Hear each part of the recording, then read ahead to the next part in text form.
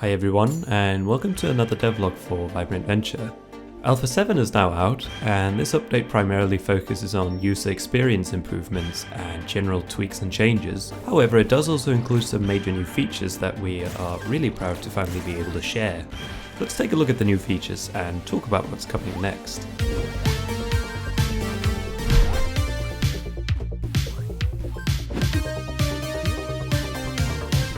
First and foremost, this update features a new level, 3-C, which is the hardest level in the game so far, and will likely remain the most difficult level for quite some time. Despite this, the level is actually super fun, and we're extremely proud of how the design turned out. We put a lot of effort into mixing all the mechanics and gimmicks in World 3 together, and we can't wait to hear what you guys think of it. Jewel and I spent a really long time designing this level, and I think it really shows. Personally, it's my favourite level so far. Each section just flows into the next so smoothly, and there's so much fun movement and combos you can do. Now, I'm obviously not going to spoil anything, but the ending of the level is super unexpected, and I'm sure it'll catch you guys off guard. Fun fact, by the way, the first section of 3-C is actually a modified version of what used to be the final section of 3-1. Based on player feedback, we decided to cut that section from 3-1, as the level proved to be just too long, especially for the first level in the world. So instead of scrapping it completely, we decided to repurpose it for 3-C, and we think 3-1 is much more enjoyable as a result. Also, the section features some notable differences, like the use of the Quantum Heart power-up, so it's not completely identical to how it used to be. I'm looking forward to hearing what you guys think of this change though, as we often received complaints about the length of 3-1 specifically. Speaking of 3-1, the level has also seen a major visual overhaul, as Jewel has both redecorated it and updated the tile map graphics for the level. The visuals are now much cleaner and easier on the eyes, and the level just looks much better overall. This should hopefully make the level even more fun to play, as players would sometimes report finding it difficult to navigate the level because of how attention demanding many of the tiles and graphics were. Moving on to the next major feature of this update is something I mentioned wanting to do in the previous devlog, localization. That's right, I've implemented localization support for the entire game, meaning we can now translate the game into all kinds of different languages. For this update, I've gone ahead and translated the entire game to my own native language, which is Danish, since I needed some kind of second language for testing purposes. So as you can see here, I can open up the pause menu, and inside of options you'll notice that there's a new drop down for languages. And if I just go ahead and select Danish, you'll notice how all the text immediately changes to Danish. And now if I go ahead and click Gem og Luk to close the options menu, you'll notice this change also extends to all the other menus like the pause menu. In fact, every single text element supports localization now, so I plan on adding way more languages in the future to make the game more accessible to a wider range of players. This took a very long time to implement, as I had to essentially re-implement some aspects of every single text in the game, including menus, heads-up displays, the pet maker, and so on. I think it's going to be worth it though, since supporting more languages in the future will definitely make the game more accessible and enjoyable for people who aren't very good at English. As a Dane, I must say that it is quite strange seeing your own game in your own native language. Danish is such an obscure and uncommon language, I rarely see it anywhere, and I grew up learning English mainly by playing video games, since most games besides the LEGO games never really include Danish translations. So I was forced to learn English when gaming, and I remember often having to ask adults for help reading text boxes inside of Pokemon, since my friends and I would often get stuck and have absolutely no clue what to do, and we couldn't exactly read what the NPCs were saying. Ah, the struggles I faced as a kid. Anyway, with that little ramble out of the way, I want to show you this public localization repository I've set up. This repository contains all the localization files for Vibrant Venture, and anyone can contribute through the GitHub pull request system. If you have any interest in contributing to translating the game, stay tuned for a future video where we'll talk more about that in depth. Now, let's move on to all the miscellaneous tweaks, changes, and features. One of the changes that I think will have the largest impact is a change to how fairies work. Before, when you took damage, the fairies would just explode out of existence and be tragically reduced to atoms. Now, however, they lose their patience and fly away, leaving you behind. However, while they're flying away, you can catch them again if you're quick enough, and if there's room to do so.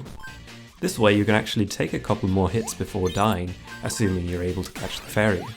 Although, for each time you catch the fairy, it will only get faster until the point where it's so fast it's simply impossible to catch again. This prevents you from abusing fairies and tanking hits infinitely many times by just catching the fairy over and over again. I'm hoping this will make the game less frustrating and more accessible, while at the same time being balanced enough so that it can't be abused. I suppose only time will tell, so please keep your feedback coming. Next up, I've added 3 new upgrades to the shop. The first one is called Longer Invincibility, and it allows you to stay invincible for much longer after taking damage. It's got a super nice icon, and I'm glad Jewel was able to accurately portray Cardinal's bloated biceps here. The second upgrade is called Loyal Fairies, and it allows you to spawn with fairies after dying. That way, you won't get killed by the same thing over and over again when respawning, in case you've got severe skill issues. The final new upgrade is called Fairy Bargain, and it grants you a fairy for every 40th gem you collect. I think this upgrade is brilliant for people who prefer the collectible playstyle, because they'll be rewarded further by exploring the levels and finding secrets. The shop itself can now only be accessed inside the world map instead of through the pause menu. This change was made to prevent abusing upgrades and constantly changing between them during gameplay whenever it was situationally best. The old system was super easy to abuse, and you could easily get up to 999 gems in some levels by just constantly switching between upgrades, which was neither fun nor balanced. The control mapper has seen a major overhaul for players who use controllers. So now it'll actually display an icon showing the button or the axis that you've bound a control to, instead of just displaying it in plain boring text. Previously it would say things like right stick X and D-pad up, and it looked really jarring and out of place, so I'm glad this has been changed now. This is another usability improvement that should make the control mapper much easier to use, and it also just looks better. Speaking of controller support, the most ridiculous change in this update is the fact that you can now use the pet maker with a controller. Yes, I realize most people probably prefer using a mouse to draw rather than a joystick, but you know why I would spend several days implementing such a weird feature? It's because now I can finally change the partial controller support label on Steam to full controller support, which I couldn't do before since I would technically be lying when the pet maker only worked on keyboard and mouse. This should hopefully make the game easier to discover on Steam through filtering by games with controller support. There's also a new usability change to the intro cutscene. At the end of the opening shot in the town after Cardinal jumps out of the bed, the game will now prompt you to move using whatever controls you use. I added this because I noticed some people didn't realize they were given control at that point, and so they would just kind of stand there inside Cardinal's room waiting for something to happen. Hopefully we can avoid that happening now. In the ongoing spirit of user experience improvements, the end card also prompts you to press any button to continue now if you wait for a few seconds. This was once again because some players didn't realize they had to press a button to continue, so they would, once again, sit there and stare at the end card for a while, not knowing what to do, and while Jewel did a very good job on the graphics and the end card is very pretty to look at, I honestly don't think that's why they bought the game. So hopefully these changes will help guide players a little more during their first time playing the game.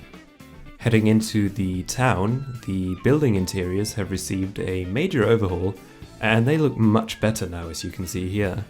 We've gotten a lot of ideas and feedback from the community on how to improve these, so Jewel put a couple of days into updating them, and I think he did an outstanding job.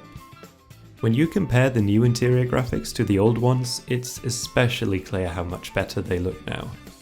Finally, I believe tutorial boards were long overdue for an update, as they scaled really poorly since some keybinds and languages just wouldn't fit on the board sprite. So the tutorial boards have been completely remade into these Violastro themed TV screens that tell you how to trigger certain actions when you get close to them. First of all, this allows us to write more detailed tutorial text to better guide the player. Secondly, it can be used with different languages, as we no longer have to squeeze in text on a tiny chalkboard that barely had any room.